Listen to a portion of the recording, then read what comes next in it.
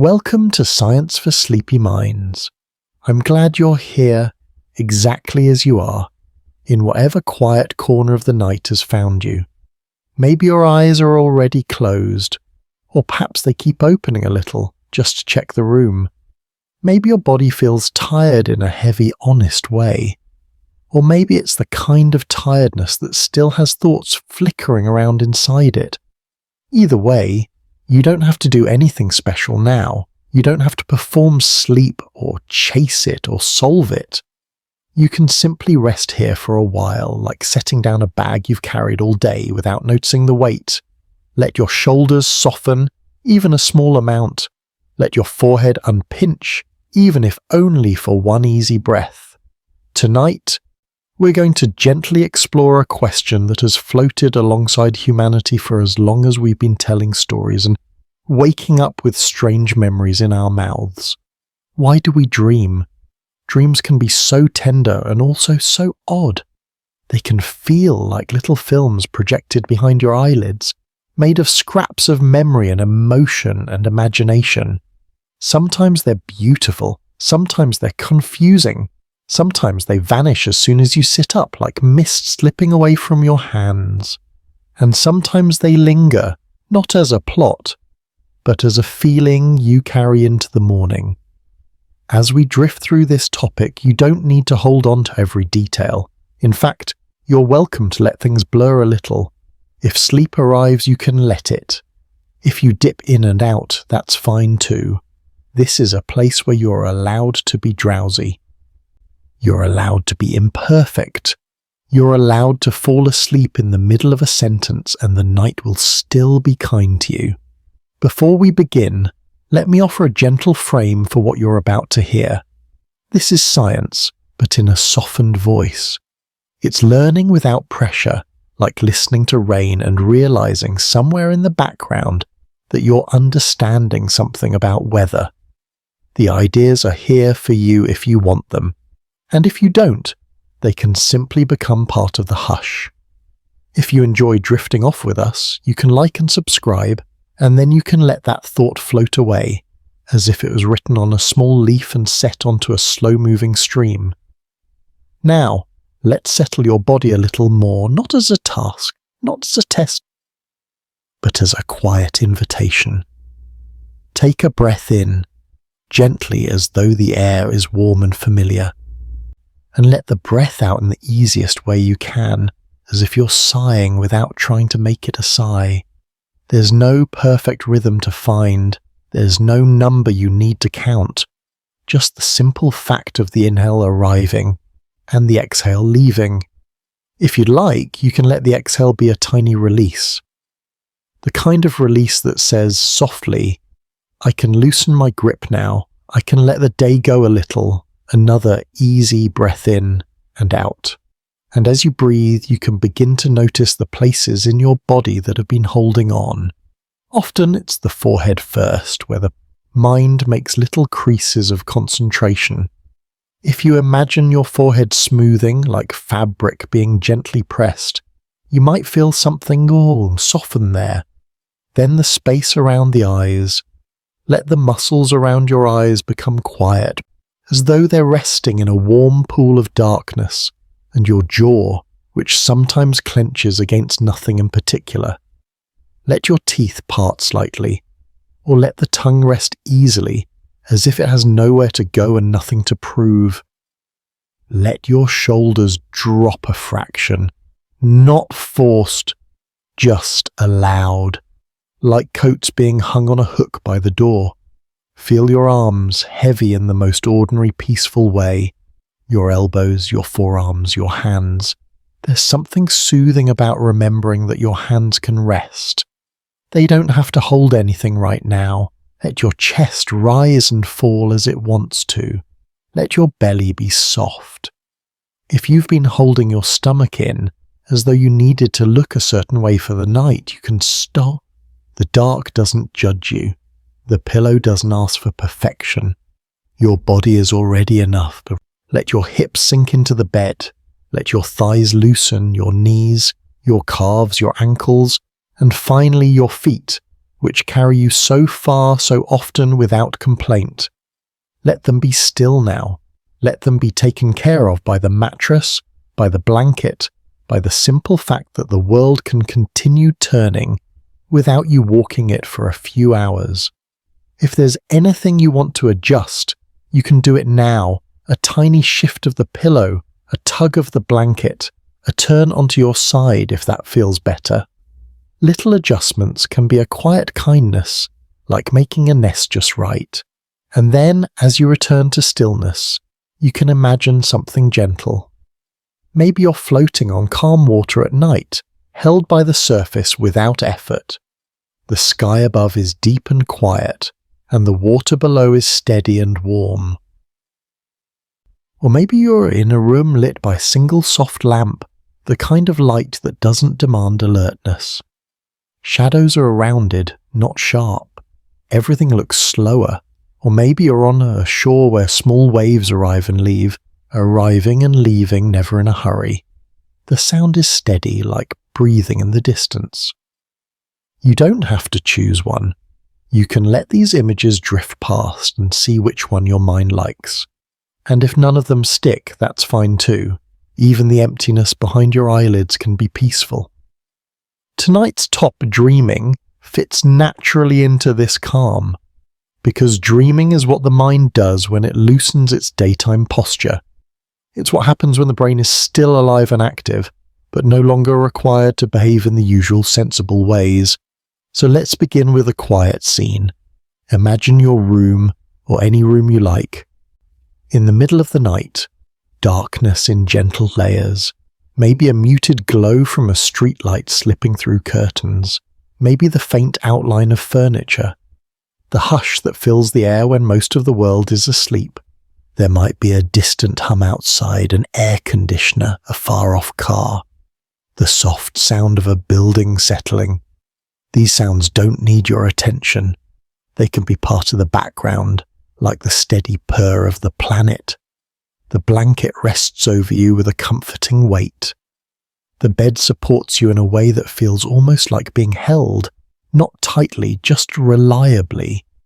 Your breathing is a slow tide, in and out, in and out, and somewhere inside this calm there's a threshold, that edge where waking thoughts begin to loosen, where the mind stops clutching its calendar and its to-do list, where images begin, maybe faint at first, a colour, a face, a place you haven't visited in years, a sentence that doesn't quite make sense, but feels important in an oddly gentle way.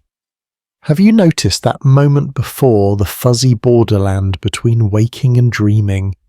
It's as if the mind steps into a dim hallway, and the rules change slightly. Time becomes soft. Logic becomes optional. Feelings become the main language. This is where our science begins, but we'll carry it carefully, like a candle that doesn't flicker too hard. Dreams, in everyday words, are experiences your brain creates during sleep. They can be images, sensations, emotions, and story fragments, often without any outside input. Your eyes are closed, your room is quiet, but your mind can still paint skies and streets and faces. It can still make music. It can still invent conversations. It can still place you in a place that doesn't exist or return you to a place that once did. And we'll move slowly tonight, from simple ideas to deeper ones, the way you might walk farther into a moonlit garden. No rushing, no heavy conclusions. Just a gentle exploration of what the sleeping brain might be doing and why. So let's start with something familiar. Have you noticed how you sometimes wake up with a vivid dream near morning, as if you've just stepped out of a story, and other times you wake up with nothing at all, just the plain feeling of having slept, like falling into a blank dark pool and coming out again?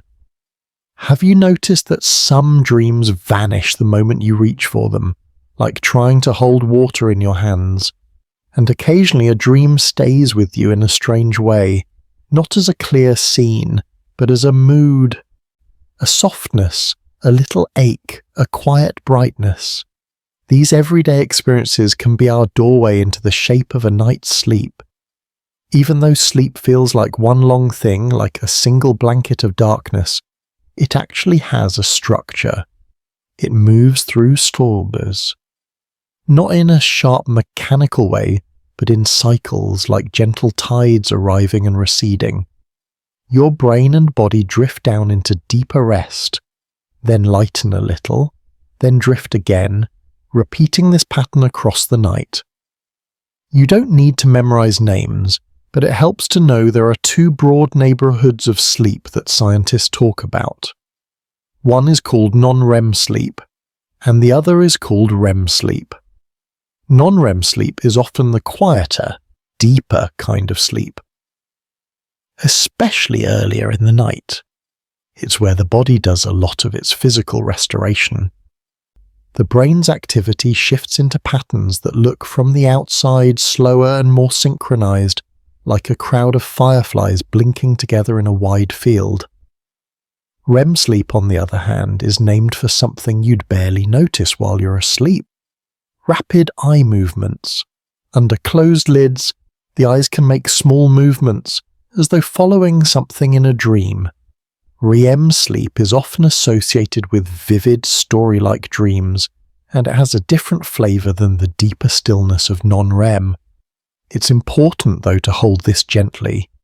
Dreams can happen in different stages, not only in REM. Some dreams are more like thoughts or impressions or small scenes. Some are vivid and cinematic. The sleeping mind is creative in more than one mode. Across the night, you cycle through these stages again and again. And here's a comforting detail.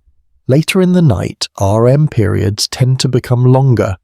It's as though as morning approaches, the dreaming tide comes in more fully. That's one reason people often remember dreams when they wake near dawn. It's not because dreams only happen then, but because the timing makes it more likely you're waking close to a vivid, active phase. You can imagine the night as a slow staircase. In the first part of the night, you may sink more deeply, step by step, into heavy rest. Later, the steps become less steep, and the mind spends more time in lighter, dream-rich places before the day arrives. And if you ever wake up in the night briefly and then fall asleep again, that's normal too. Many people do without even fully noticing. Sleep is not always one unbroken line. It's often stitched together from segments, like a quilt. Tiny awakenings can happen, and you can usually drift back down without effort. So if you've ever worried that your sleep is wrong because you wake up once or twice, you can set that worry down with your shoes at the door. The body doesn't always sleep like a machine. It sleeps like a living thing. Softly, cyclically, with little adjustments. And now, in this quiet understanding, you can ask a gentle question. What if dreaming is the mind's way of making sense without needing to be awake? What if, while you rest, the brain continues its work in a way that feels like story? Because story is one of the ways humans naturally organize experience. Not as a mystical message, not as a demand, simply as an activity of a living brain, doing what living brains do. Now let's drift a little deeper into that brain at night. It can be comforting to remember that the brain does not turn off when you sleep. It changes its style. During the day, your brain is constantly responding to the world. Light, sound, tasks, conversations, decisions. It's like a busy harbour, with ships coming and going. At night, the harbour becomes quieter. The tides still move. The lights still glow in certain windows. There's still activity, but it's different activity. Less about reacting, more about processing, restoring, reorganising. Your body rests, but your brain continues working, almost like a gentle caretaker walking through the halls and checking things. Here is a memory, slightly frayed at the edges. Let me mend it. Here is a feeling from earlier today. Let me place it somewhere safe. Here is a lesson learned. Let me strengthen its threads. Here is noise and clutter. Let me sweep. This is not a perfect metaphor, but it's a soothing one. A mind at work, not in a frantic way, but in a quiet nighttime way.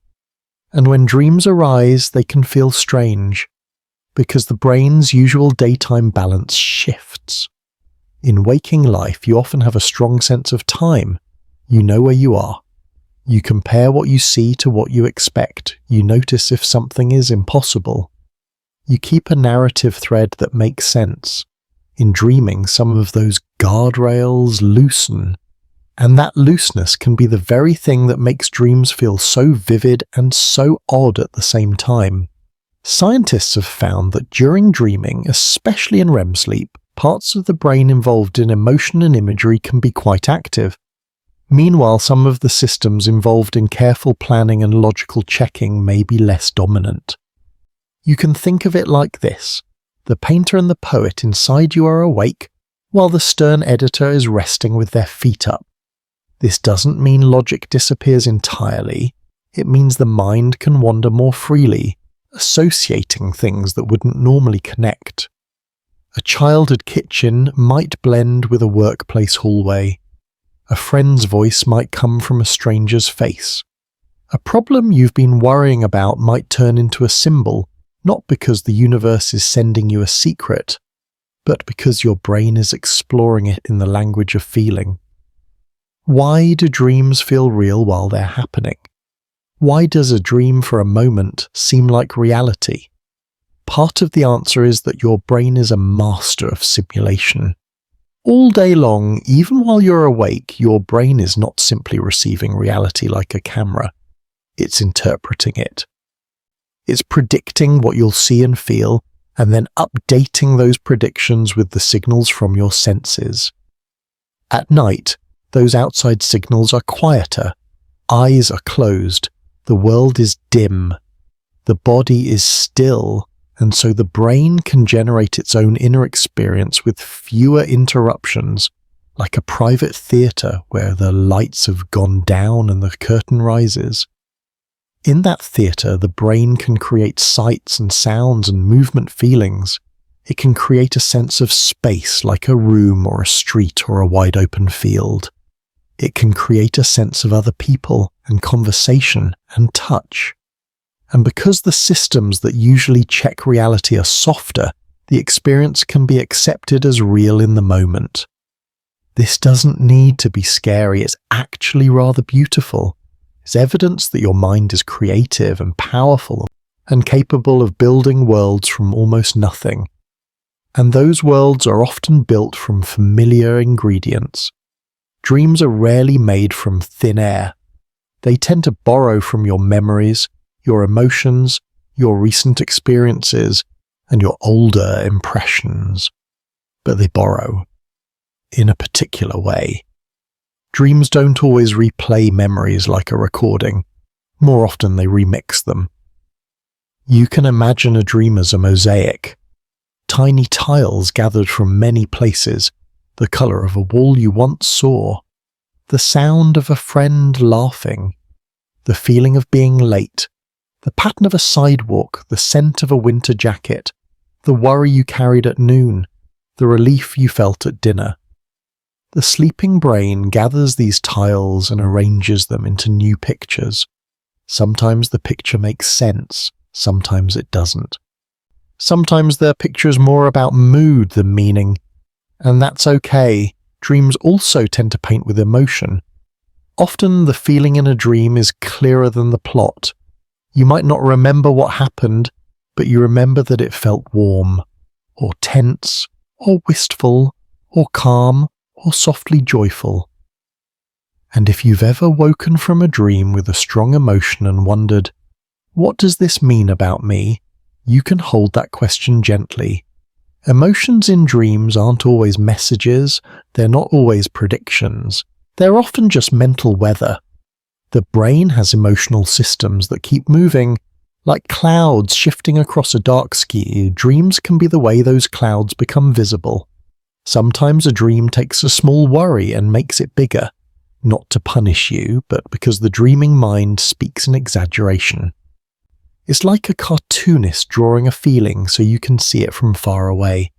And sometimes a dream takes something heavy and makes it softer, like a stone being tumbled smooth in water. If your mind has been anxious lately, it can be especially kind to hear this. Dreams can reflect anxiety without confirming it. Dreams can echo stress without predicting trouble. They can be the mind processing the day's residue, not a signal that something is wrong with you.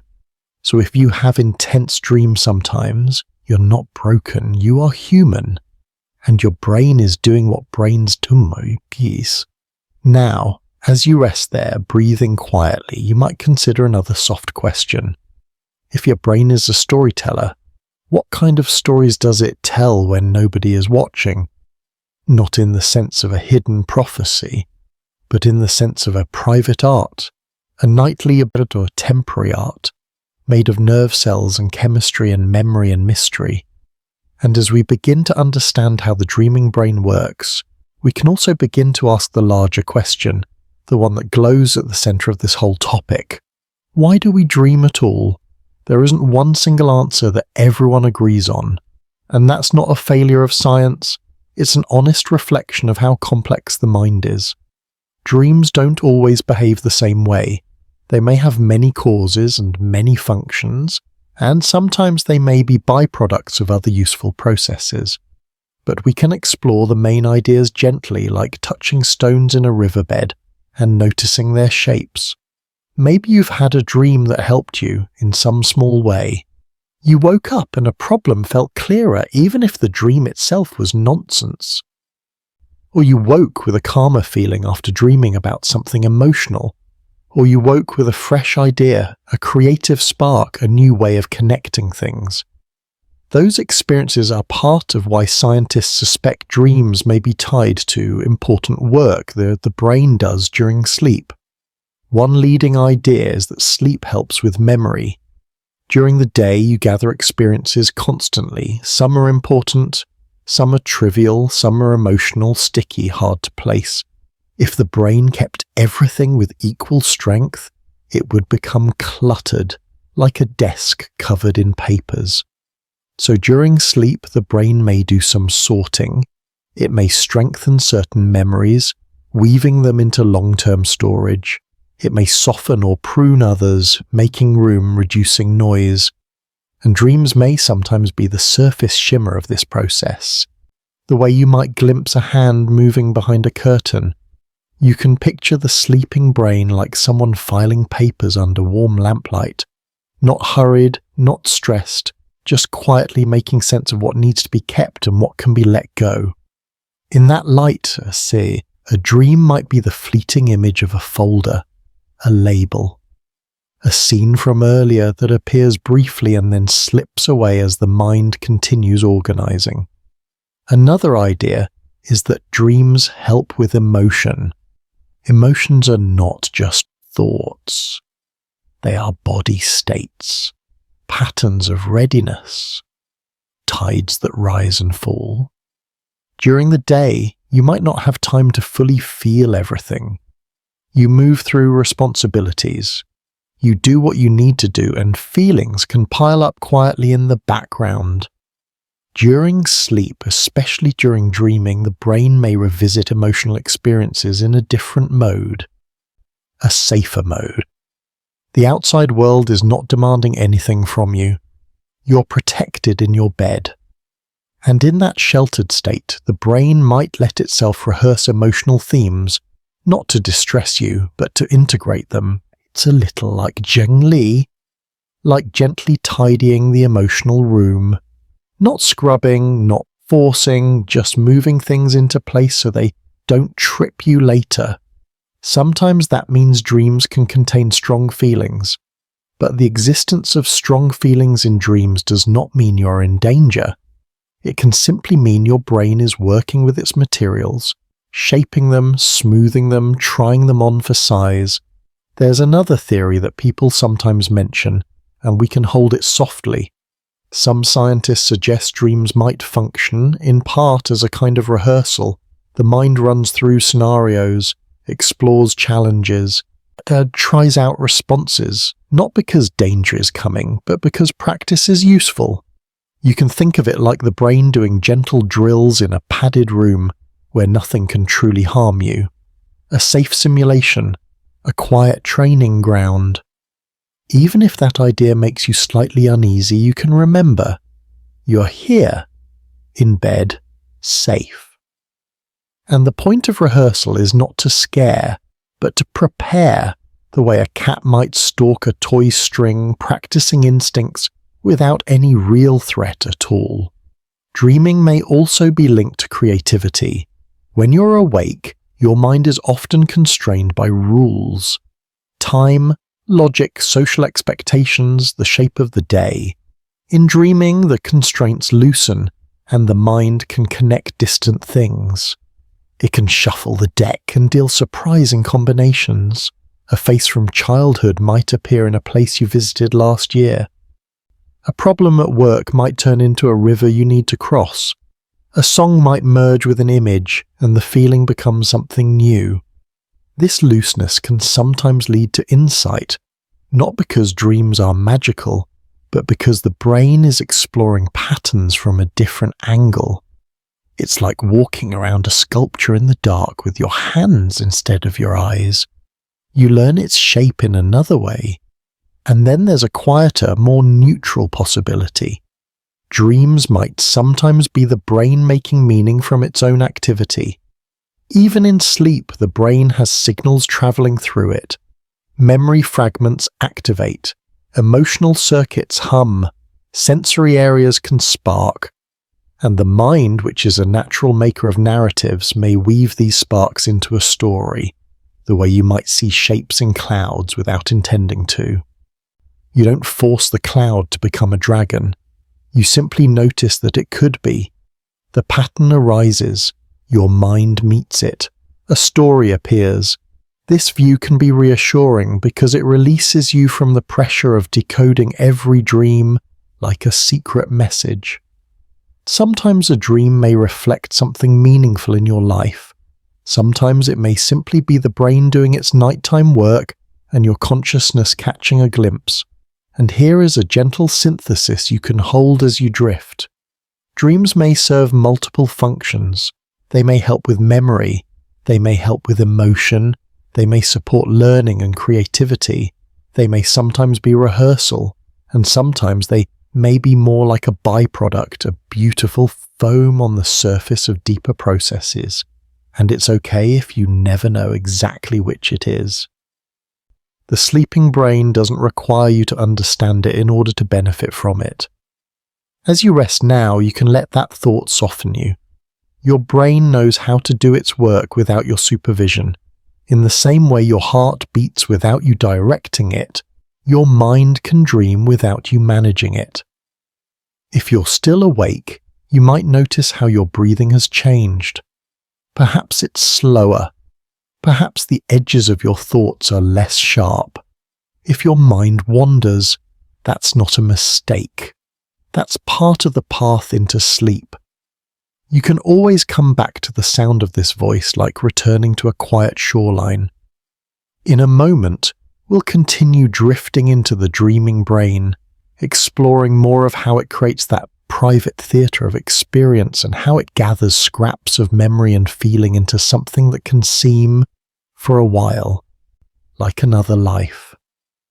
But for now, just let yourself rest in what you already know, in the simplest, coziest version. Night comes, the body becomes still, the mind keeps a soft light on in the back rooms, and somewhere behind your closed eyes, a story may be waiting, not to demand your attention, but simply to happen. Let your next breath be easy. Let your next thought be quiet. And if sleep arrives right here, you can let it take you, gently, without needing to understand anything at all. If you're still awake, you're doing perfectly well. You might be hovering in that in-between place where your thoughts are softer than usual, where the room feels far away and the bed feels very close. Or you might have drifted for a moment and returned, as if you simply floated out and back in again. Either way, there's nothing to fix. There's nothing you need to catch up on. You can listen loosely, like letting warm water run over your hands. And if sleep comes for you in the middle of a sentence, you can let it. Let's take one gentle breath together, not as a rule, just as a shared rhythm. In and out. And then we'll continue quietly into the dreaming brain. During the day, your brain is busy not just with seeing and hearing, but with deciding what matters. It's constantly choosing this sound is important, that one is not. This face is familiar, that one is a stranger. This is a problem to solve, that is background noise. Waking life requires a kind of mental posture, upright and attentive, a little like standing. Sleep changes that posture. Sleep is more like lying down inside your own mind. The brain is still active, still alive with signals, but its priorities shift. Some systems become quieter, and others become more free to wander. And this is part of why dreams can feel so different from your usual experience of reality. One gentle way to picture it is to imagine your brain as a small city. In the daytime, the city is full of traffic lights and schedules and people crossing streets with purpose. There are checks and balances. There are routines. At night, the city becomes quieter, but some buildings stay lit. Maintenance crews move through empty halls. Street sweepers glide along roads. A few late-night cafes are still open, where conversations become more dreamy and less practical. The city hasn't stopped being a city, it has simply shifted into its nighttime mode. In that nighttime mode, the parts of the brain that help create imagery and emotion can be especially lively. This fits the feeling of dreaming, where images can bloom without invitation, and feelings can arrive with a kind of fullness, even when the story makes little sense. Meanwhile, some of the brain systems that help you carefully evaluate reality and plan step by step can be less dominant, which is why you might accept strange things in dreams without question. Why does it feel normal in a dream to walk through a door and suddenly be in a different place? Why does it feel ordinary to speak to someone who isn't actually there? Why do you nod along as if the logic is perfectly fine? It's not because you're foolish, it's because the brain's editor is resting while the brain's creator is awake, and that creator is very good at its job. Your brain can simulate experience. It can generate the sense of seeing a hallway, even when your eyes are closed. It can generate the sound of voices, even when the room is silent. It can generate the feeling of movement, even while your body stays still beneath the blanket. It's as if your brain has access to a set of paints and instruments, and in sleep it's free to create without needing to match the outside world. You might wonder, how can a dream look so vivid when there's no real light entering your eyes? But remember, even in waking life, what you see is not the world itself, unfiltered. It's the brain's interpretation of signals. The brain takes raw input, compares it to memory, fills in gaps, and produces a coherent experience. It's constantly building a useful picture. At night, when the outside signals are quieter, that picture can be built from the inside instead. A private theatre, yes, but also a private studio, and the materials in that studio are often familiar, even when the final painting looks strange. Dreams draw from memory, but memory is not a neat library of perfectly labelled books. Memory is more like a sea of impressions. Some are clear, some are faded, some are connected by emotion, some are connected by proximity in time. When the sleeping brain dips into that sea, it may bring up unexpected things. Maybe it scoops up something from earlier today, a brief moment you didn't think mattered, a phrase you overheard, a look on someone's face, the colour of a wall. And then perhaps it scoops up something from years ago, a childhood room, a school corridor, a familiar smell. The dream doesn't ask permission before mixing them together. It simply does. It layers, it blends, it experiments. And while it experiments, it also tends to highlight emotion. Sometimes dreams feel like they're made of feeling more than plot. You might wake and think, I don't remember what happened, but I remember how it felt. It felt warm, or lonely, or relieved, or gently confused. That's because emotional systems can be very active in dreaming. Emotion can be the thread that ties the dream together, even when the scenes are stitched from unrelated scraps. If you've ever woken with a heavy feeling from a dream, you might have wondered if the dream created that feeling, or if the feeling created the dream. Often, it's both, in a quiet loop. The brain has an emotional tone during sleep, like background music, and that music shapes the images that arise. Then the images can strengthen the music, and the dream becomes a little world painted in that colour. This is not a sign that something is wrong. It's simply the mind doing what minds do, making experiences from their own inner weather. And the gentle truth is that you are safe while you dream. You are lying in bed. Your body is resting. Your brain is running its nighttime patterns. Even if a dream is strange, even if it's intense, it is still a dream. It passes. It dissolves. It does not have to be interpreted as a warning. You can let that be comforting, like hearing that a distant storm is only thunder far away, while you remain indoors, warm and protected. Now, with that softness in place, we can return to the central question, the one we've been circling like a slow, calm planet around a quiet sun. Why do we dream? There are a few leading ideas, and we can hold them like smooth stones in your palm one at a time. You don't need to choose one. You don't need to decide which is correct. It might be that dreaming has multiple roles. It might be that different dreams arise from different processes. It might be that the purpose of dreaming isn't singular at all, but layered. Let's begin with memory, because memory is one of the most studied pieces of sleep. Your brain spends your waking day collecting experiences. Some are stored as clear events, like a story you can retell. Many more are stored as small adjustments in knowledge. How to do something a little better, how a person tends to react, which route feels faster, which word fits a feeling, and sleep is deeply involved in shaping these memories. A common scientific view is that sleep helps consolidate memory.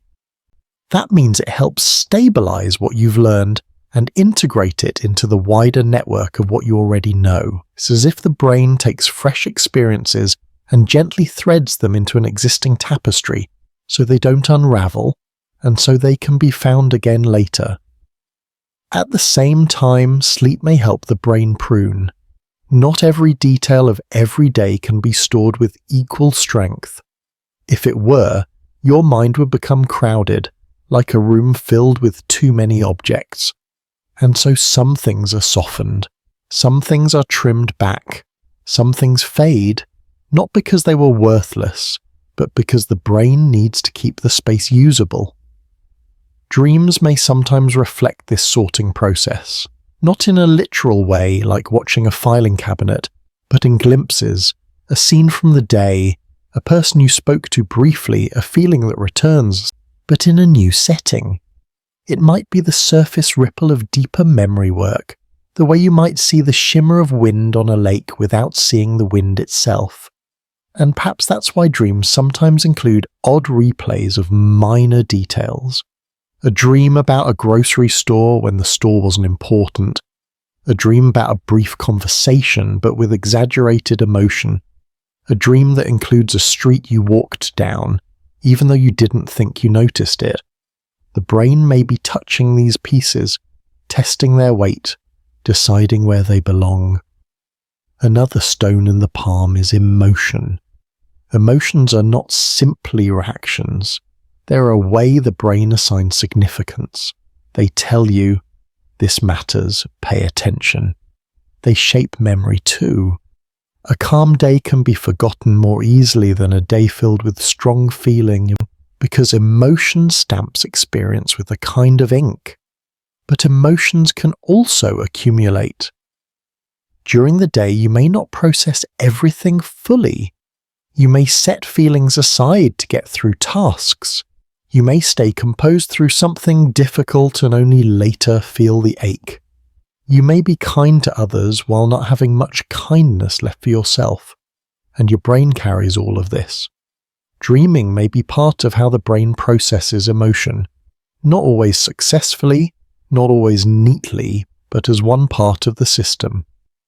In dreams, the brain can revisit emotional themes in a safe internal space. It can replay and reshape. It can explore a feeling from different angles. It can soften the sharpness sometimes by rehearsing it in a setting that isn't real. You can imagine it like this. During the day, emotion can be like a bright light in your eyes. You squint, you turn away, you keep moving.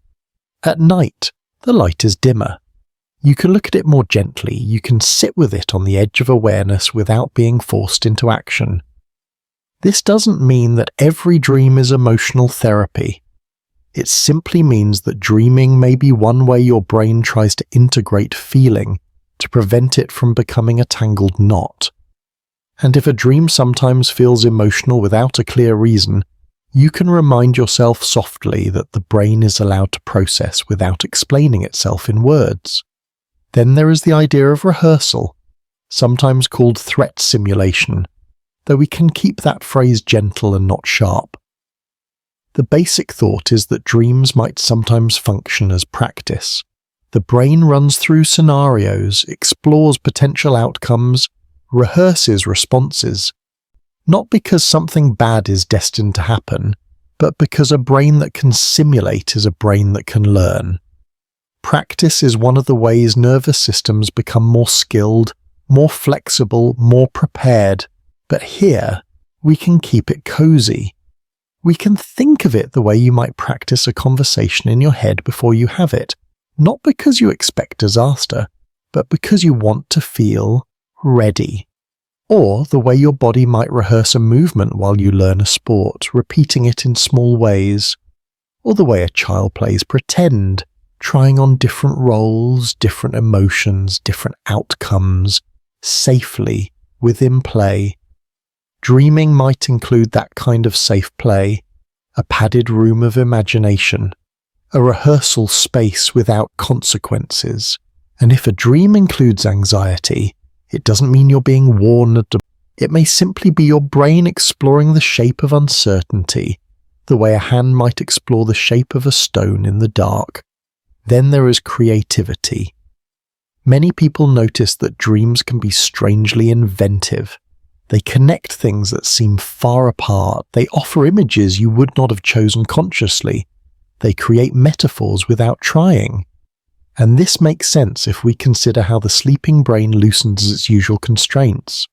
When you're awake, your mind is often goal-directed. You think in lines, you prioritize, you filter, you correct. You are, in a way, a careful editor. In dreams, the editor rests. The mind becomes more associative. It can form links between ideas that are normally kept in separate boxes. This can sometimes lead to insight. Not always. Sometimes dreams are simply strange, but occasionally the mind offers an unexpected connection, the way a new path appears in a garden you've walked many times. Even if you don't use your dreams, even if you never turn them into art or solutions, the capacity itself is soothing. It reminds you that you are more than your daytime tasks. Your mind has its own nighttime playfulness. It can roam, can invent, it can surprise you gently. And finally, there is the idea that dreams might sometimes be the brain making meaning from random signals. Your brain is always active. Even in sleep, networks of neurons fire, memories reactivate, sensory areas can spark, emotional systems hum. Not all of this activity is organized into a deliberate plan. Some of it may be, in a sense, spontaneous, and the mind, which is a meaning maker, may weave these signals into a narrative. Like seeing shapes in clouds, like hearing patterns in the sound of rain, like finding a melody in the hum of a train at night. You don't need to force it. Your brain simply does it. In that view, dreams are not always purposeful messengers. They are sometimes just what happens when a storytelling brain encounters its own internal noise and turns it into a movie. This can be relieving, because it means you don't have to extract a hidden code from every dream.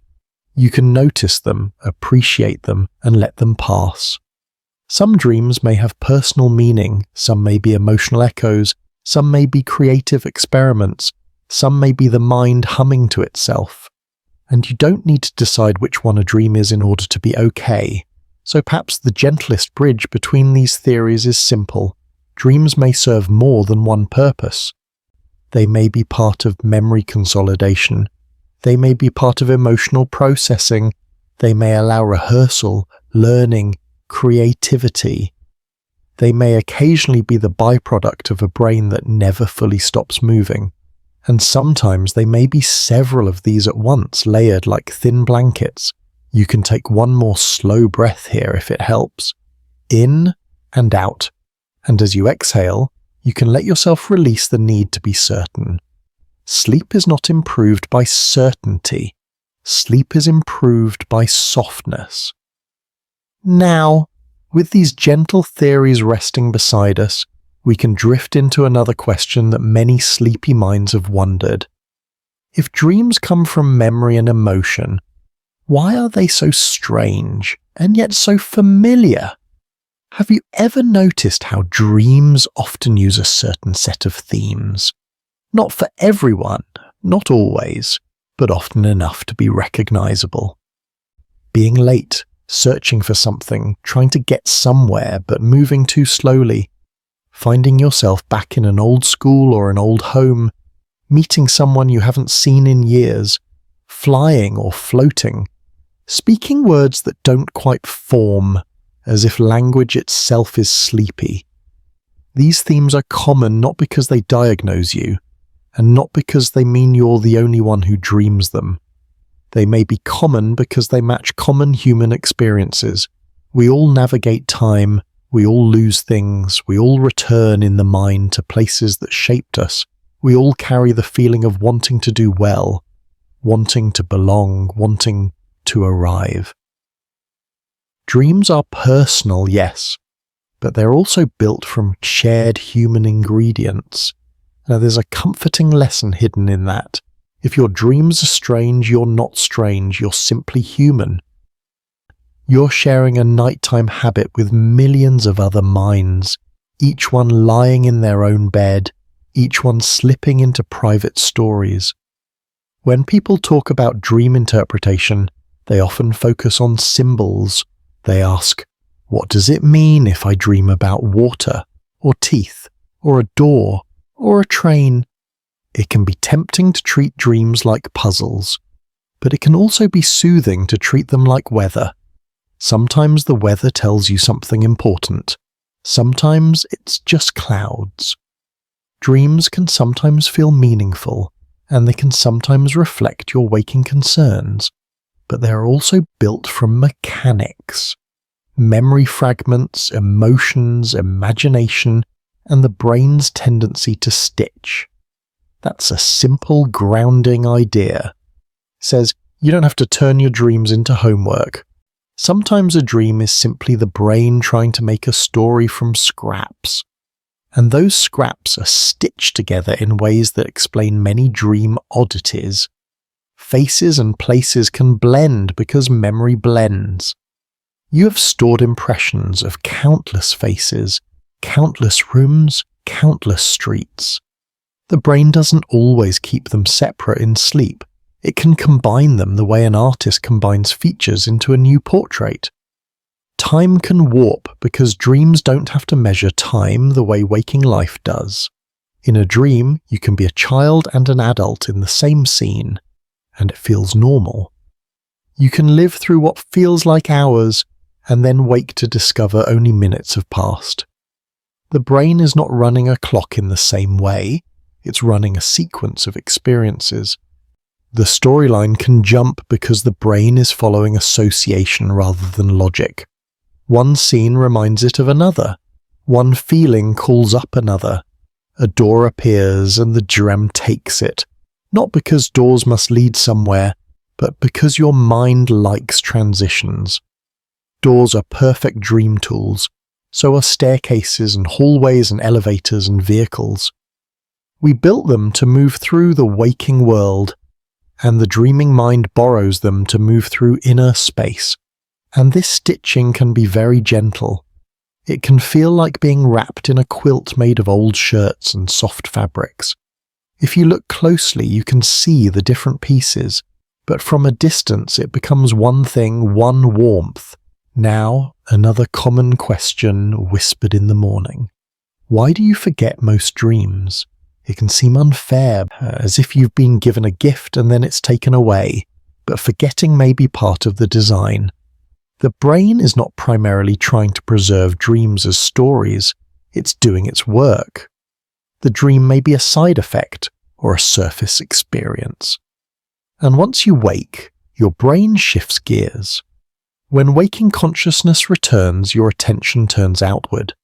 The room appears, the day begins to assemble itself, and the brain chemicals and activity patterns change too, moving away from the dream mode. If you don't immediately rehearse the dream, if you don't tell it to yourself or write it down, it may fade quickly. Not because it was worthless, but because the brain has moved on. Dreams can be like mist over a field. Beautiful when it's there, and then, as the sun rises, it lifts. The field remains, the world continues. Sometimes people remember dreams more clearly when they wake during or just after a vivid dream phase, or when they have a briefer awakening in the night. It's like catching the end of a song before the radio changes stations. You can hold the melody for a moment, but if you fall back asleep, it may drift away again. If you rarely remember dreams, that doesn't mean you don't dream. It may simply mean your brain is not making those memories easy to store. And that is normal. And if you do remember dreams, you don't have to keep them. You can let them be. You can thank them for visiting and then allow them to dissolve. Sometimes letting go is part of the kindness. There is also a curious phenomenon that some people experience, and we can mention it softly, like a small side path in the garden. Lucid dreaming is when you become aware that you are dreaming while still inside the dream. It can feel like a gentle click of recognition. Oh, this is a dream. And then for some people, that awareness can bring a little more choice into the dream, a little more clarity. But lucid dreaming is not required. It is not a goal. It is simply one of the many ways dreaming minds can behave. Some people experience it naturally, some rarely do, and for sleepy listening, the important part is simply this. Dreaming is flexible. It is a living phenomenon, not a rigid routine. In the end, the strange familiarity of dreams may come from the fact that they are made from you, but made in the dark with different rules. They borrow your memories, but rearrange them. They borrow your feelings, but amplify or soften them. They borrow your world, but rebuild it with dream architecture. And if you notice that your own mind is beginning to wander now, that's a good sign. It means you're entering the same territory we're describing. Your thoughts may feel less linear. Images may appear for no reason. A word may repeat in your head like a soft bell. You do not have to resist that. You can let the mind tilt towards sleep. Before we continue further, let me leave you with a quiet question you don't have to answer. What if forgetting is part of the kindness? What if the mind is allowed to travel at night without needing to bring back souvenirs? Because travel can be restful when you don't have to document every step, when you don't have to prove you are there, when you can simply drift through landscapes and wake up restored. So if you can't remember your dreams, you can rest anyway. And if you can remember them, you can hold them lightly, like a feather you found on the path, and let it go when you're ready. In the next stretch of our gentle journey, we'll begin to talk about the body's role in all of this. The quiet signals that guide sleep, the rhythms that tell your brain when to sink deeper and when to rise into dreaming, the subtle chemistry that changes across the night, shaping the textures of rest and imagination. But for now, you can stay exactly where you are. Breathing, supported, safe, and moving slowly, naturally, towards sleep. If you're still awake, you're still right where you need to be. You may be listening with a clear mind, or you may be listening through a soft fog, where some words land and some float past. You might be on the edge of sleep, dipping down for a moment and rising again like a slow tide. Whatever is happening is allowed. There's no requirement to stay alert. There's no need to remember. You are safe in your bed, and the night can do what it does best, which is to gently lower the volume on everything. Take one easy breath in and let it out as though you're releasing a small thread you didn't realize you were holding. As we continue, we'll move into the body's side of dreaming, the quiet signals and gentle chemistry that shape the night. Not in a heavy way, not in a textbook way, just enough to feel grounded, as if you're placing a warm hand on the steady railing of science while you drift. Sleep is guided by two simple forces that work together, like two quiet hands. One is your internal clock, often called your circadian rhythm. It's a rhythm that runs on roughly a day-long cycle, and it helps coordinate when your body tends to feel awake and when it tends to feel sleepy. You can imagine it like a slow lighthouse beam sweeping across the ocean of your day, brightening certain hours and dimming others. The other force is sleep pressure. Sleep pressure is a gentle build-up of need, the way hunger builds when you haven't eaten, or the way thirst builds on a warm day. The longer you've been awake, the more your body and brain accumulate signals that say, it's time to rest. And when you finally lie down, those signals can begin to soften, like steam slowly leaving a room. These two forces work together. The clock says, now is the nighttime season for your body, and sleep pressure says, you've been awake long enough, you can finally let go. Sometimes they align perfectly and sleep arrives easily. Sometimes they're slightly out of sync, like two dancers not quite matching steps, and sleep can feel more elusive. But even then, the system is still there. The clock still turns. Sleep pressure still rises and falls. Your body is still trying to help you. It can be comforting to think of sleep not as something you have to force, but as something that emerges when conditions are right, the way dew appears on grass when the night air cools.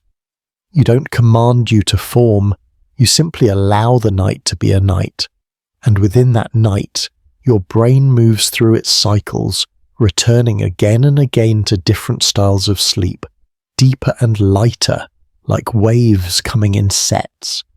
Now let's add another gentle layer. Alongside rhythms and pressure, the brain's chemical environment changes across the night. This is where people sometimes imagine sleep as a switch, as if you flip it and the entire mind becomes uniformly quiet. But the reality is more like a dimmer, and like a room where different lamps turn on and off, shaping the mood.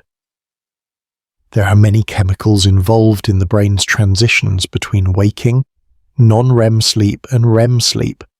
You don't need to hold their names, you don't need to carry a list. What matters is the feeling of the idea. The brain changes its internal mix across the night, And that mix influences what sleep feels like and what dreaming feels like. In some phases, the brain's chemicals support deep, steady rest. In others, they support more vivid internal experience like the bright inner cinema of REM. Some chemicals that are active in waking life, associated with the focused attention and planning, tend to be less dominant during certain dream-heavy phases.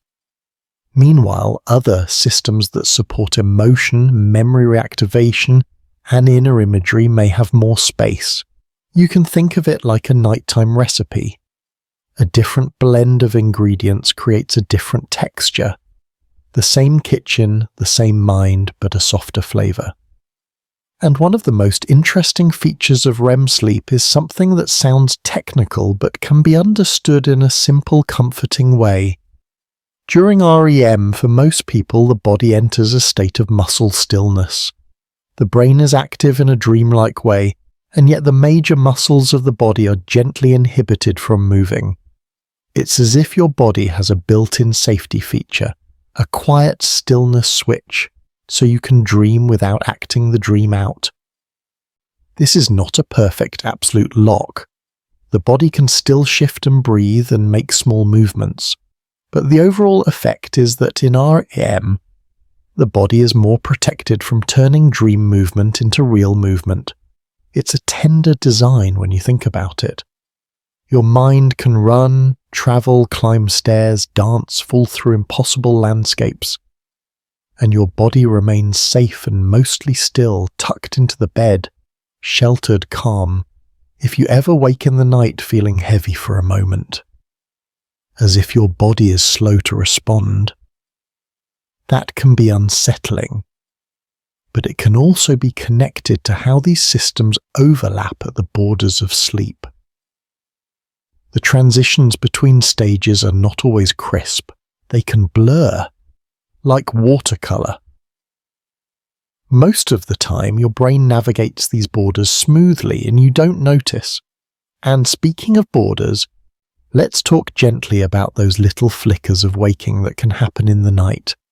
You might have heard the phrase micro-awakenings, which simply means brief moments when you are technically awake, but only for a few seconds, sometimes without remembering. They're common. They're part of normal sleep. The body might adjust position. The brain might check the environment, like a quiet guardian opening one eye, then closing it again. These tiny awakenings can affect dream recall. If you wake briefly during or just after a vivid dream phase, the dream may be easier to remember because the memory has a moment to be written down inside the waking brain, even if you don't literally write it. You can imagine it like this. A dream is playing in the private theatre. The curtain is down, the audience is only you. And then, for a moment, the lobby light flickers on, the door opens, you step halfway out. In that brief moment, you might catch a glimpse of the last scene, the last line of dialogue, the last feeling. Then the door closes, the lobby light fades, and you're back in the theatre again. If you never step out, if you sleep through without those small flickers, the dream may still happen, but it may leave fewer traces in your morning mind. So if you sometimes remember dreams and sometimes don't, you can let that be normal. It's not a sign of better or worse sleep, it's just the timing of the transitions. And that brings us to a gentle reflection about the night as a whole. The body and mind cooperate all night, quietly taking turns with restoration and imagination. There are phases that are more like deep repair, and phases that are more like inner storytelling. And they're not in conflict. They support each other. They're both part of the larger rhythm of being alive. You're not expected to do this consciously. You're not expected to supervise your sleep. Your only job is to rest. And even if you feel like you're bad at sleeping, even if you've been anxious about it, even if you've been watching the clock with one eye, your body still knows its patterns. The system still works in the background, like a slow, patient engine that has been running since you were born. Now, as we stay with this calm understanding, it's also important to speak softly about a part of dreaming that many people experience, and that can carry some worry. Sometimes dreams are not soothing. Sometimes you wake from a dream with your heart a little quicker, your thoughts tangled, your body tense. Sometimes you wake with a feeling that seems out of proportion to the night around you. Sometimes the dream is not just strange but unpleasant. If that's part of your experience, you're not alone, and you haven't failed at sleep. The dreaming mind is not always gentle, but even when dreams are difficult, you are still safe in your bed, and the dream is still an internal event, a passing storm of the mind. One of the simplest influences on dream tone is stress. When you're under stress in waking life, your brain and body carry that state. Stress can tighten attention, it can shift hormones and nervous system activity, it can make thoughts loop, and those patterns don't always stop the moment you lie down, they can echo into the night. Dreams can pick up the echo. A stressful day can tint dreams with urgency. A period of uncertainty can colour dreams with unease. Even change, even good change, can make dreams more intense, because the brain is adapting, reorganizing, recalibrating. You might notice more vivid dreams when you're learning something new, when you're in a new environment, when routines have shifted, or when you've been carrying a heavier emotional load. Sometimes the mind becomes more active at night, not as a punishment, but as part of processing, and it can help to remember this calm truth. Dreams may echo concerns without predicting anything. A dream about being unprepared does not mean you will fail. A dream about being lost does not mean you are truly lost. It may simply mean your brain is working with the feeling of uncertainty, and the dream is one way that feeling becomes visible. In that sense, dreams can be like the mind's language for what is not easily spoken during the day. Not a prophecy, not a verdict, but an expression. Nightmares especially can feel personal. People sometimes wake from them with a question that carries a sting. What is wrong with me that my own mind would show me this? But nightmares aren't a sentence. They aren't a moral judgment. They can be the brain trying to metabolize fear, trying to process stress, trying to rehearse, trying to integrate. They can be the mind's way of moving through a difficult emotion, the way a body might shiver to release tension. This doesn't mean nightmares are pleasant, or that you should welcome them. It simply means you don't have to interpret them as a sign of danger. You can treat them like thunder heard from far away while you remain indoors. You can hear the rumble. You can feel the vibration, and still you are safe. The walls are steady. The blanket is warm. The storm is outside, or in this case the storm is inside, but it's still only weather. It passes. If you wake from an intense dream, it can help to do something very simple, something that gently returns you to the present. Feel the bed beneath you. Notice the air on your skin. Listen for the small, ordinary sounds around you. Let your breath become slow again. This is not a performance, it's a reminder to the nervous system. I am here. It was only a dream.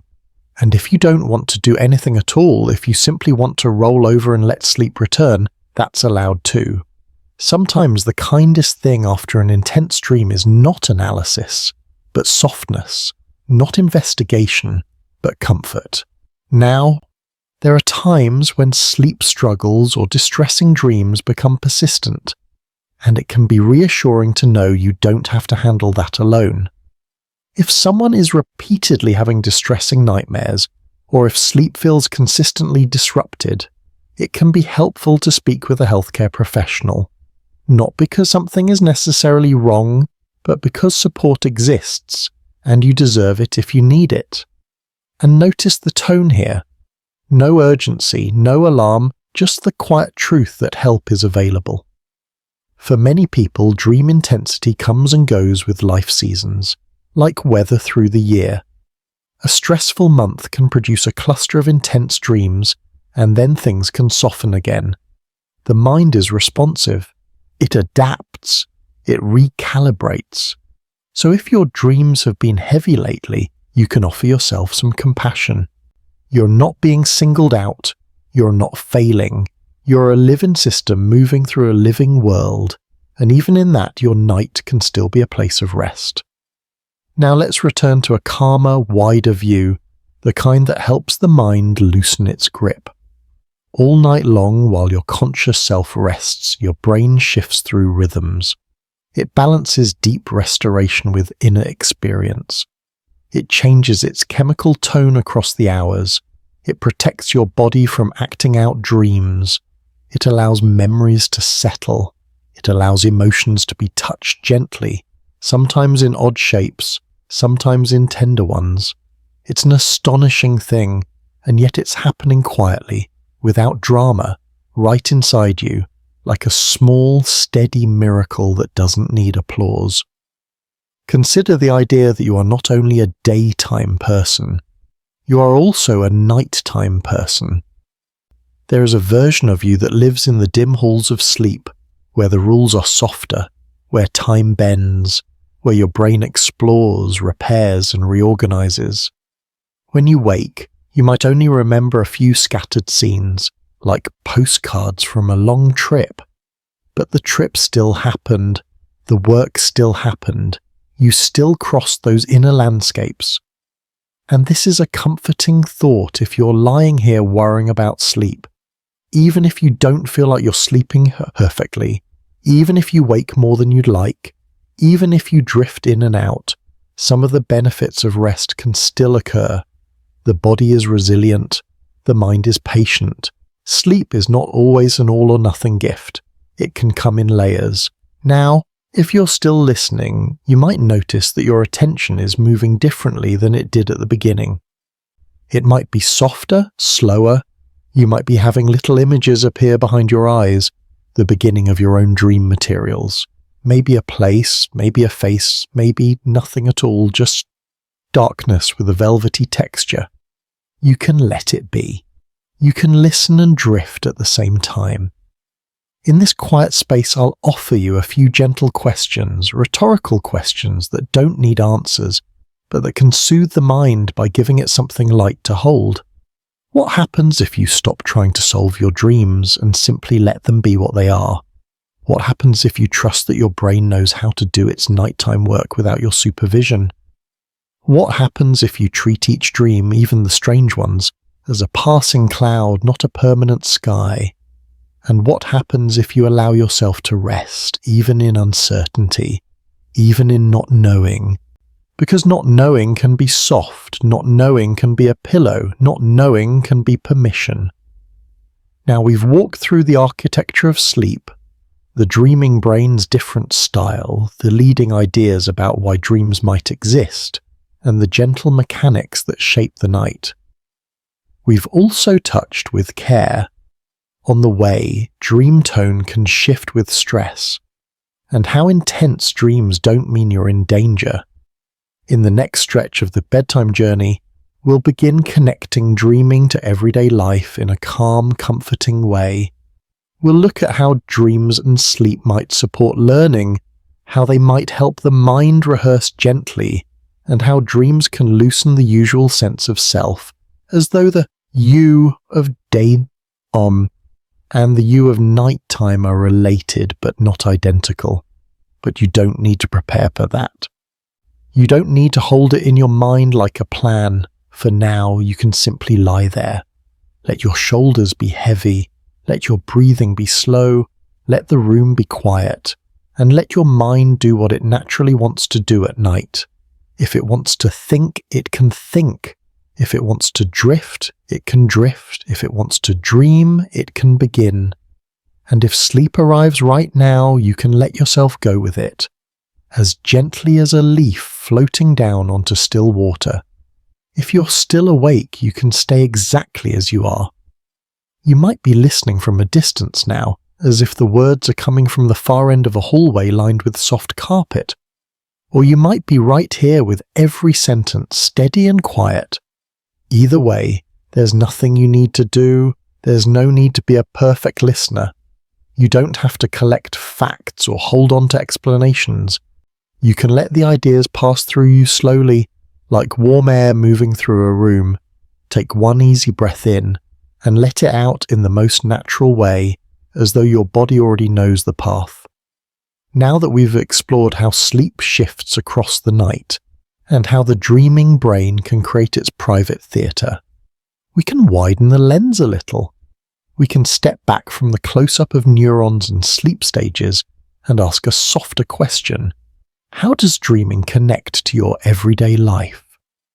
Not in a dramatic way, not in a way that demands interpretation, just in a quiet, gentle way, like noticing that the moon affects the tide, even if you never watch the water move.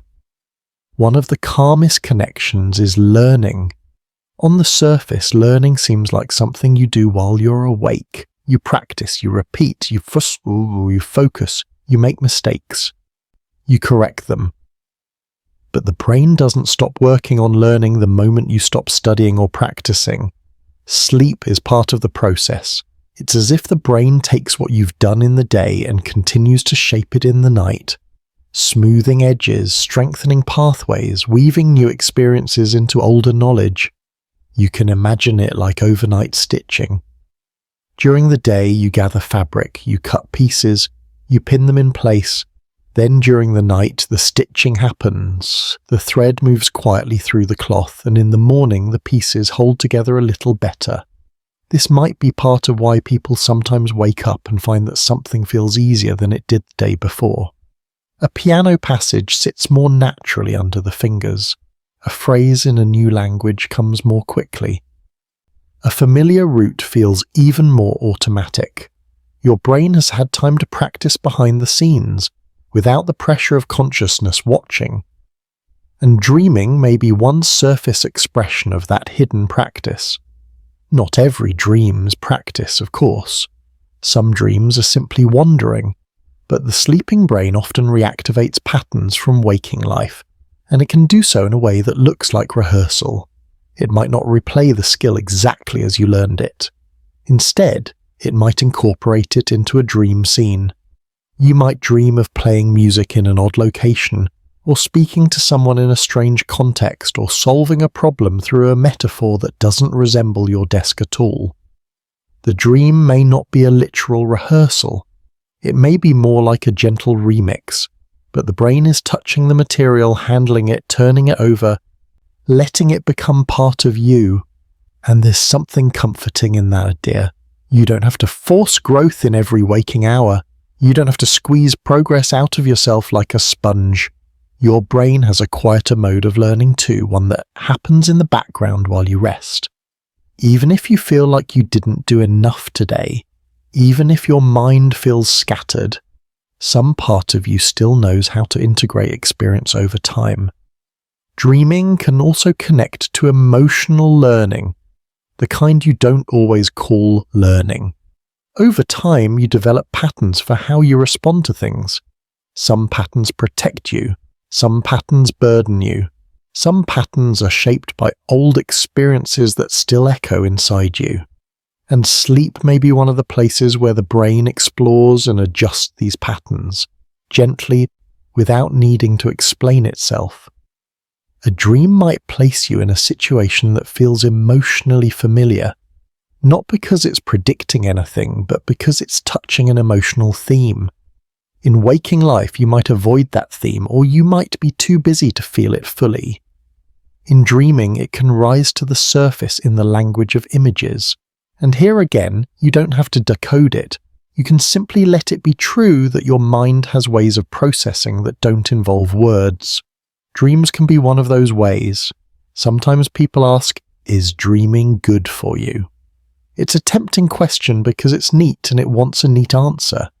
But the mind is rarely neat. Dreaming can be many things. It can be meaningful and it can be random. It can be soothing and it can be intense. It can be a side effect and it can be part of a useful process. It's not a single tool with a single function.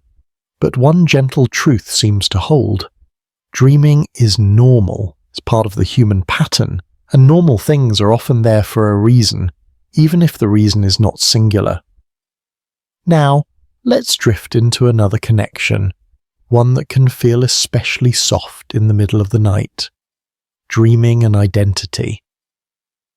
During the day, you have a strong sense of who you are, your name, your responsibilities, your habits, your roles. The story you tell about yourself, often without noticing you're telling it. The daytime self is practical. It needs to be. It needs to track time and plan and coordinate with other humans and behave in predictable ways. At night, in dreams, the boundaries of identity can loosen. Sometimes you are still you, with your familiar life walking through scenes that resemble your real world. But sometimes you are slightly different. You might be younger, you might be older, you might be in a different place. You might even be someone else entirely, speaking with a different voice, feeling a different set of motivations, as though your mind is trying on new shapes. This can be unsettling if you think of identity as a rigid thing that must remain the same, but it can be comforting if you think of identity as a living pattern. What if your sense of self is like a constellation? In the daytime, the constellation is clear. The stars are connected in familiar lines. At night, the lines can shift. The stars can be connected differently. The sky is the same sky, but the story you draw in it changes. Dreaming may give your mind a chance to explore the space around the usual self-story, to soften it, to stretch it. To remind you that you are not only one fixed version of yourself, but a living being with many possible perspectives. And perhaps in a quiet way that flexibility can be healthy, because waking life can be rigid. It can lock you into routines and labels and worries. It can make you feel like you must always be the same person, always capable, always composed, always moving forward. Dreaming can loosen that. In dreams, you can feel things you didn't allow yourself to feel during the day. You can express something or run away from something, or find yourself in a place that makes no sense at all, and yet it holds a mood your waking mind hasn't known what to do with. And when you wake, even if you don't remember the dream, you may carry a subtle shift, a slightly different emotional tone, a faint sense of space around a problem, a little less tightness in the chest, or sometimes a little more depending on the dream. That brings us to morning mood. Have you ever noticed how some dreams linger? Not as pictures, but as feelings. You wake and you don't remember the plot, but you feel tender, or unsettled, or oddly peaceful. You might carry that feeling into your morning routine, like music playing softly in another room. You might wonder why it's there. A gentle explanation is that emotion is sticky. When an experience has emotion, the brain pays attention. Emotional systems help mark things as significant. And in dreams, where emotion can be strong, that emotional tone can carry over into waking for a while, even when the images fade. You can think of it like waking up with the scent of a dream, even when you can't see the dream itself, just a trace in the air. This is not always comfortable, but it can be understandable. And it doesn't mean the dream was predicting anything. It simply means your brain had an emotional experience, and emotions have momentum. If you wake with a heavy mood, you can treat it kindly. You can treat it like fog outside the window, not a permanent climate, just a morning condition. You don't have to fight it. You can let it lift as the day warms. If you wake with a calm mood, you can enjoy it without needing to explain it. You can let it be a quiet gift from the night. And if you wake neutral, that's fine too. Neutral is steady. Neutral is a smooth stone. Neutral is rest. Now, because we're in a sleepy space, it can help to zoom out even further past your individual life into the wider natural world. Dreaming does not belong to humans alone. Sleep itself is found across much of the animal kingdom in many forms, and within sleep, many animals show patterns that resemble the stages humans experience, including periods that look like REM-like sleep. This is something scientists study carefully, because we can't easily ask an animal what it is experiencing. We can observe behavior, we can measure brain activity, we can look for patterns in eye movement and muscle tone and the rhythms of sleep. And what we find is that many mammals, and also many birds, show sleep states that include something like REM, with brain activity patterns and muscle relaxation that parallel what humans experience. Some animals even show small twitches during sleep, movements that look a bit like fragments of action, as if the nervous system is doing tiny rehearsals. If you've ever watched a dog sleeping, paws moving gently, face muscles twitching, you might have wondered if it is dreaming. We can't know the content, but the pattern suggests that something dreamlike may be happening. A sleeping brain is still active. It still cycles. It still shifts states. This can be a quiet source of wonder. Imagine the night on Earth. 1,000,000 windows dark, 1,000,000 bodies settling. Creatures curled in nests, in burrows, in trees, in quiet corners of cities, in fields. Sleep is like a shared language spoken by nervous systems. And within that shared language, dreamlike activity may be more widespread than we once assumed. Why would that be? One possibility is that dreaming, or the processes that produce dreaming, support learning and adaptation. Animals learn, they remember, they navigate complex worlds. They have social relationships, dangers to avoid, resources to seek. A brain that can reorganize and consolidate learning during rest may be more efficient. Sleep itself is often seen as beneficial. It restores energy, it supports immune function, it allows the brain to maintain itself. Dreaming may be linked to some of those functions, or it may ride alongside them as part of the same nightly maintenance. Another possibility is that a dreamlike activity helps with flexibility, creativity, and problem solving. Many animals solve problems, sometimes in surprising ways. Even without language, nervous systems can explore patterns and adjust strategies. A sleeping brain that replays and recombines experiences might support that kind of flexibility. And perhaps dreaming, in some form, supports social understanding. Social animals need to predict others. They need to interpret behavior. They need to navigate bonds and conflicts and cooperation. If the brain uses sleep to process social experience, that could be useful. Dreams in humans often include other people, conversations, and social scenarios. It's possible that internal simulation of social life is part of the brain's nightly work, but we can hold these possibilities gently. Science does not need to pretend certainty where certainty isn't available. These are hypotheses, thoughtful and plausible, but still open. And in a sleepy context, it's lovely to let them remain open. Because open questions can feel like wide skies. They don't press down on you, they give you space. So here is the soothing perspective. You can imagine sleep as a shared animal ritual, not mystical, just natural. A collective settling under the same turning stars, a reminder that you belong to a living world. Even if you feel alone in your room, even if it's late and quiet, the planet is full of resting bodies.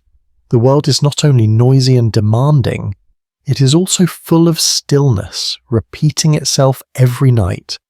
And now, as your breathing continues slow and steady, we can zoom out one more time from the animal world to something even wider, not to overwhelm you, but to soothe you with scale.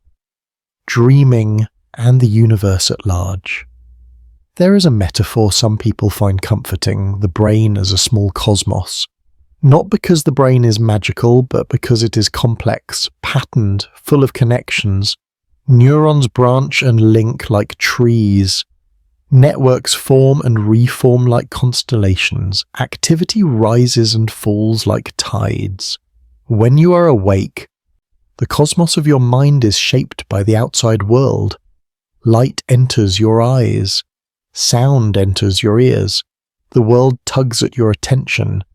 The patterns in your brain respond. When you sleep, the outside world quiets. The internal cosmos becomes more visible. The mind's own patterns can shine in the dark like stars that appear when the sun goes down.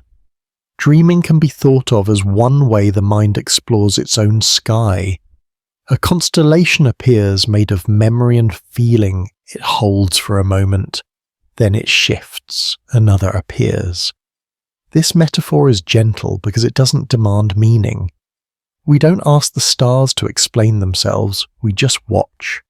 We notice patterns, we feel awe, we allow it to soothe us. Dreaming also carries an interplay between order and randomness. In dreams, there are elements of structure. There are familiar places, familiar faces, familiar themes. But there are also leaps, sudden changes, strange combinations. This blend mirrors something you see in nature everywhere. Waves have patterns, but they are never exactly the same. Clouds form recognizable shapes, but they constantly shift. Branches follow rules, but each tree is unique. Snowflakes have structure, but each one has its own subtle variation. Life seems to love this middle ground, where order and randomness dance together. Dreams may be the mind's version of that dance.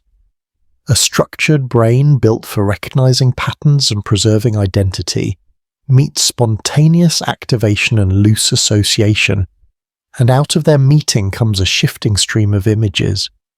And if you ever feel unsettled by the strangeness of dreams, it may help to remember that strangeness is not always a threat. Sometimes strangeness is simply freedom. The mind, released from its daytime rules, stretches, it wanders, it plays, it tries on new arrangements, and then in the morning it returns to its usual form, often with some quiet adjustments made beneath the surface. Here is a small, quiet wow moment you can hold. Even in sleep you create experience. Even in sleep your brain generates worlds. Even in sleep you continue to be alive in a way that is active and adaptive. You're not a machine that powers down, you're a living system that changes modes. Waking is one mode, sleep is another. Dreaming is a kind of soft bridge between them, where consciousness is present but different, where reality is internal, where time is pliable, where emotion speaks in images. And no matter how your particular night goes, whether you remember dreams or not, whether you wake once or twice, whether you drift smoothly or in wave, your body and brain are still doing their work. You can let that reassure you. If you're lying here with anxious thoughts about sleep, you can quietly say to yourself, I don't have to force this. Sleep is a rhythm, not a performance. Rest is something I allow, not something I conquer. And as you lie in the dark, you might begin to feel that your own thoughts are becoming more dreamlike, that your mind is less interested in straight lines, that you're starting to wander gently. That's welcome here. In fact, as we move toward the next phase of our journey, we'll let the information soften. We'll let repetition become more comforting. We'll lean more into imagery, into gentle metaphors, into a rhythm that carries you towards sleep the way a slow train carries you through the night, not rushing, not demanding attention, simply moving. But you don't have to anticipate it. You don't have to prepare. You can simply rest. Feel the bed beneath you. Feel the quiet air around you. Notice your breath, arriving and leaving, like waves that don't need permission. And if your mind drifts now, If it begins to build its own images, you can let it.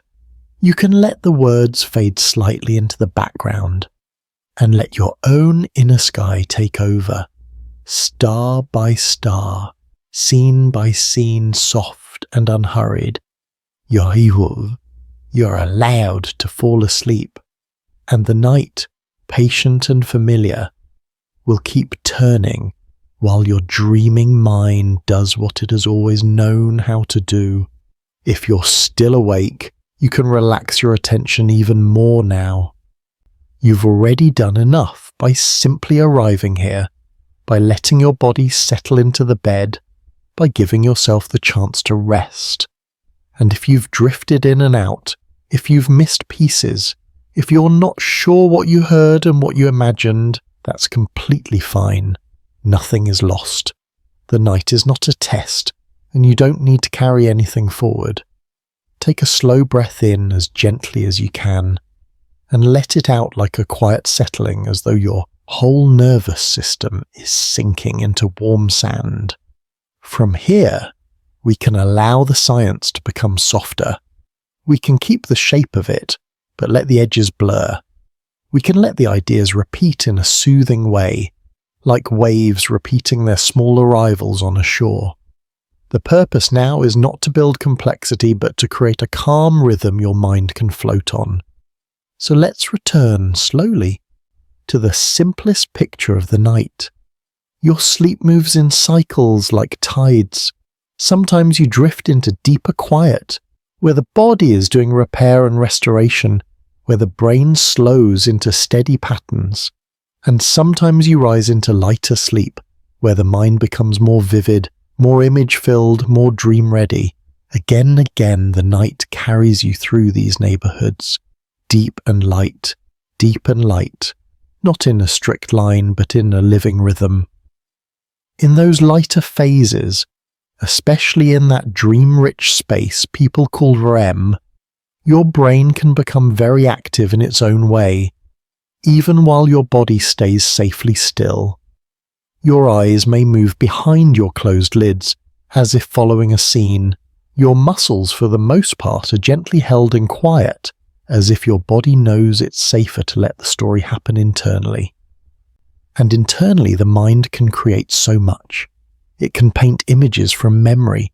It can form voices from familiar tones. It can build places from pieces of places. It can take emotion and turn it into weather, into colour, into movement. It can take a small experience from your day and weave it into something strange and dreamlike, not because it's predicting anything, but because the brain is sorting and linking and trying to make sense in its own nighttime language. You don't have to remember any of this. You don't have to hold on to words like REM or consolidation or circadian rhythm. You can just keep the feeling of it. Your brain has a nighttime mode. Your brain has a way of doing quiet work while you rest. Your brain knows how to dream, and dreaming may be many things at once. It may be memory settling. It may be emotion softening. It may be learning stitching itself together. It may be the mind playing with creativity, shuffling the deck of experience and dealing out surprising combinations. It may be the brain making a story from sparks of activity, the way you might see shapes in clouds without trying. It may be any of these, sometimes layered, sometimes separate, and sometimes a dream may not have a clear purpose at all, and that's okay too, because the mind is not a machine that produces only useful outputs. It is also an artist. It is also a wanderer. It is also a living ecosystem. Now, to help you drift, we can let these ideas become a gentle refrain.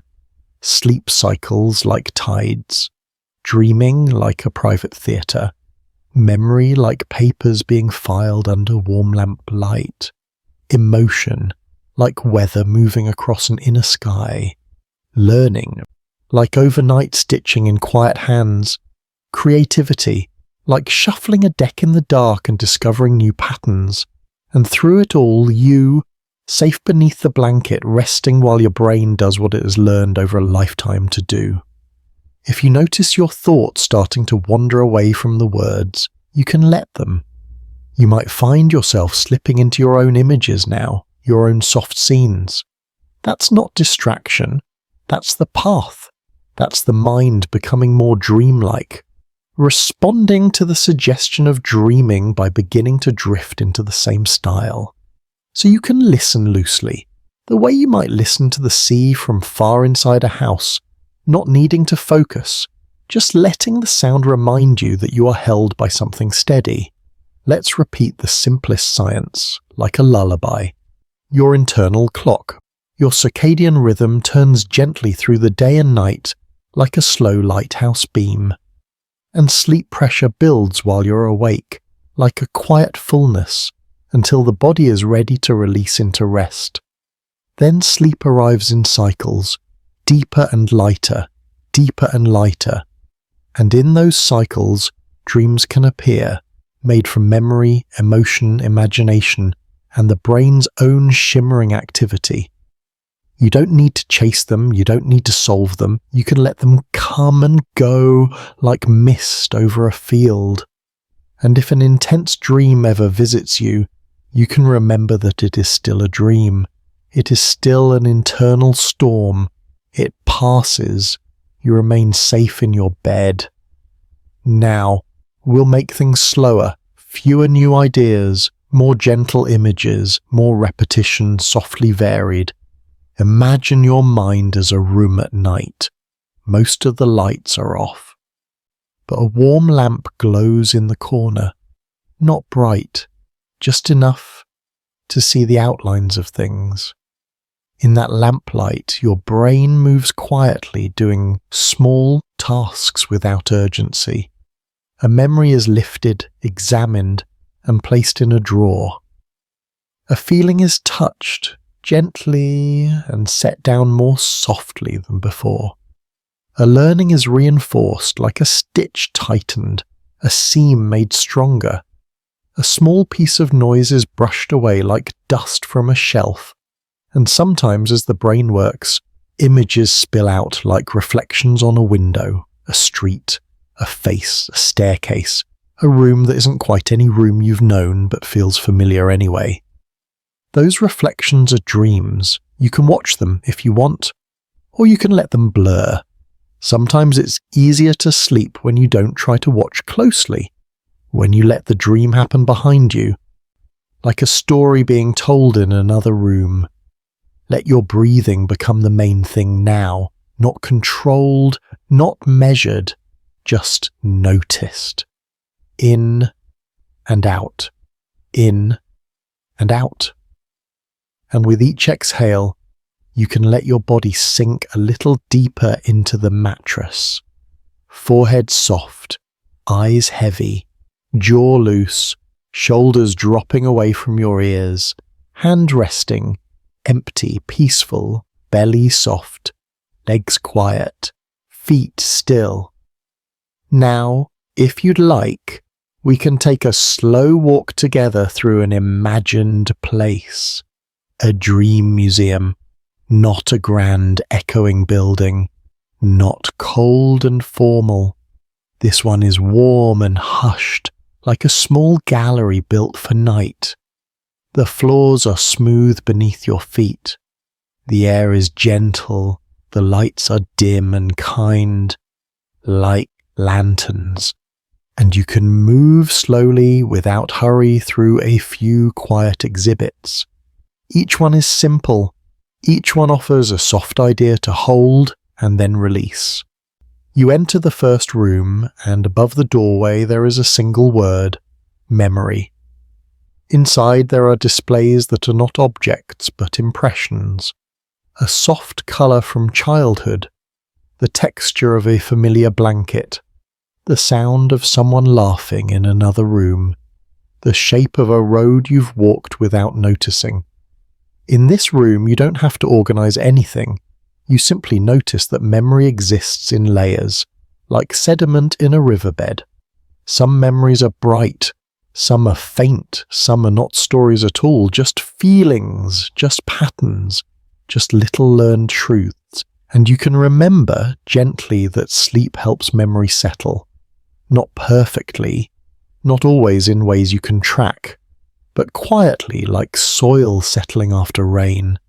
You drift onward, and the next doorway has another word: feeling. This room is softer still, filled with a kind of gentle atmosphere rather than objects. Here, dreams are understood as emotional weather. A dream can bring a breeze of longing, a dream can bring a warm front of comfort, a dream can bring a passing cloud of worry. And none of this needs to be permanent. Weather changes, it moves, it lifts. In this room, you remember that the brain may use sleep to touch emotions in a quieter mode, as if running a hand over fabric to smooth it instead of pulling it tight. You don't have to fix your feelings tonight. You don't have to solve them. You can let them be like clouds drifting across an inner sky. You continue on, slowly into the next room. Practice. This room feels playful, gentle, like a space where it's safe to try and safe to fail. You might see a faint suggestion of footsteps repeated along a path. A hand writing the same letter again and again, not in frustration, but in learning. A melody being rehearsed quietly, not to perform but to become familiar. In this room, you can hold the idea that the sleeping brain may rehearse patterns, strengthen skills, integrate what you learned, like overnight stitching. The brain practices without you watching. It practices without pressure. It practices because living systems like to learn. And you can let that be comforting.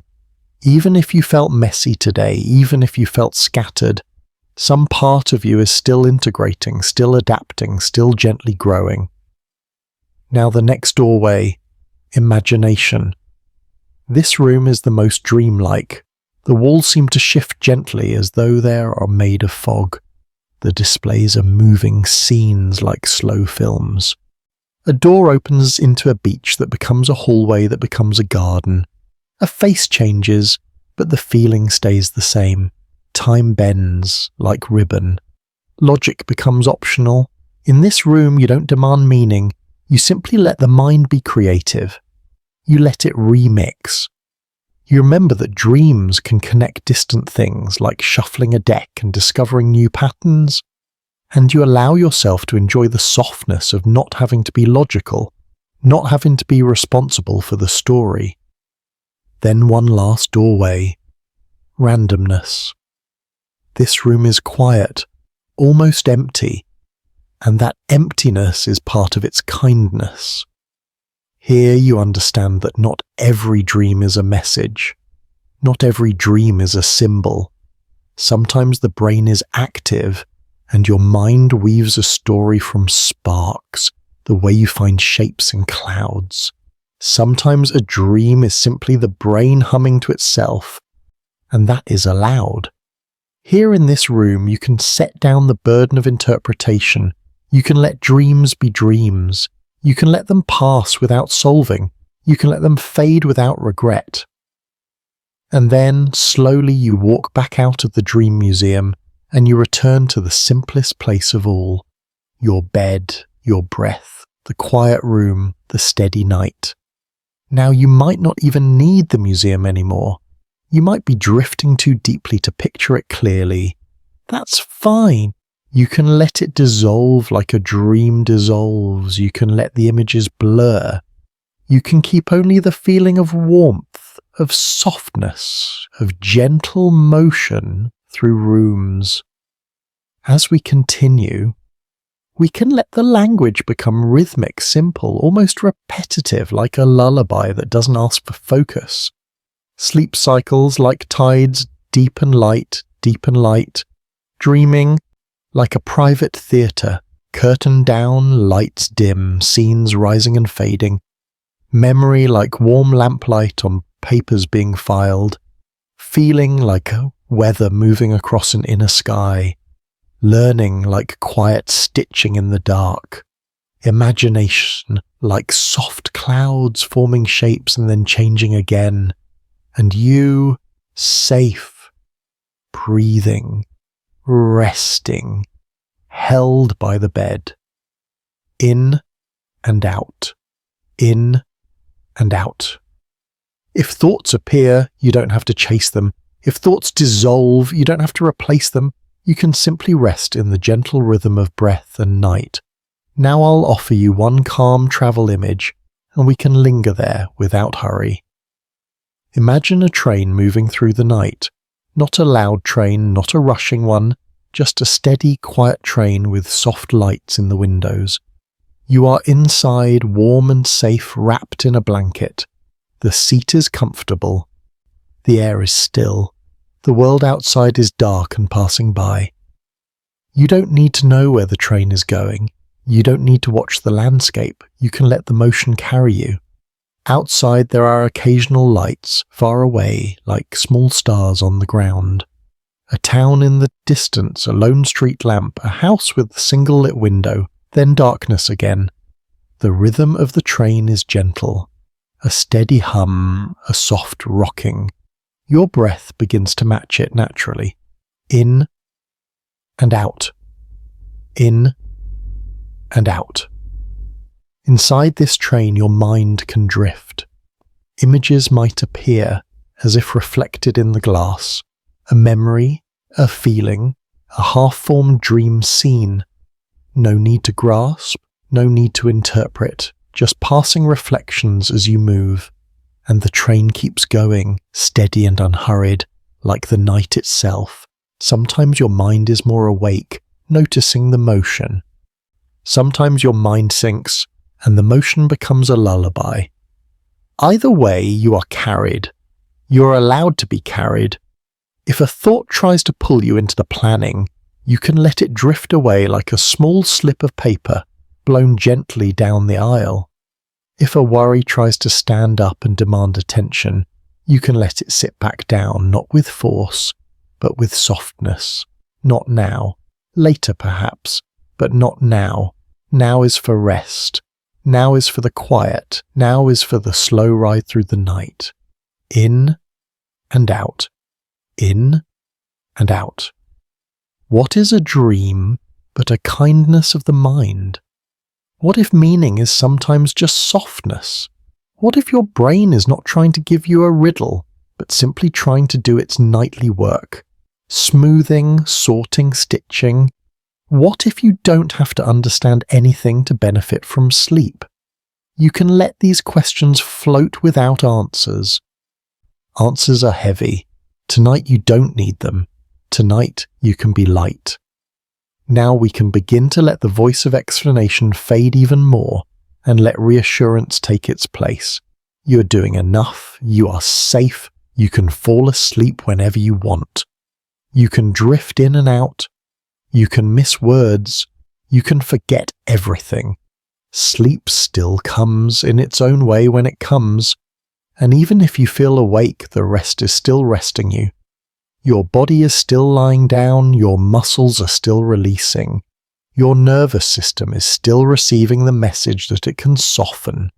In and out. In and out. If you feel the urge to check the time, you can let it pass. Clocks are part of the daytime world. Here you are in nighttime world. Here time is not something you manage. Time is something you float in. Let the train keep moving. Let the night keep turning. Let your thoughts become less sharp, less attached, like leaves floating in dark water. Now, very softly, we come toward the end of our journey for tonight.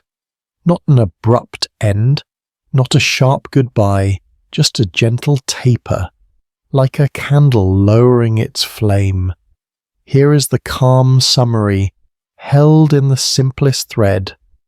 You dream because your brain is alive at night, because sleep moves through cycles, because memory and feeling and imagination continue to shift and settle while you rest, because your mind is a pattern maker, a storyteller, a weaver of experience.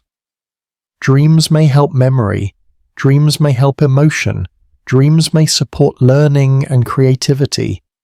Dreams may be the brain making meaning from its own quiet activity. And sometimes dreams may simply be a passing shimmer, a beautiful side effect of a brain doing its nighttime work. You don't have to know which. You don't have to decide. You can let the night take care of it. You can let your brain do what it knows how to do. You can let your body rest. And if you've been worried about sleep, you can set that worry down now, like setting down a cup you've been holding too long.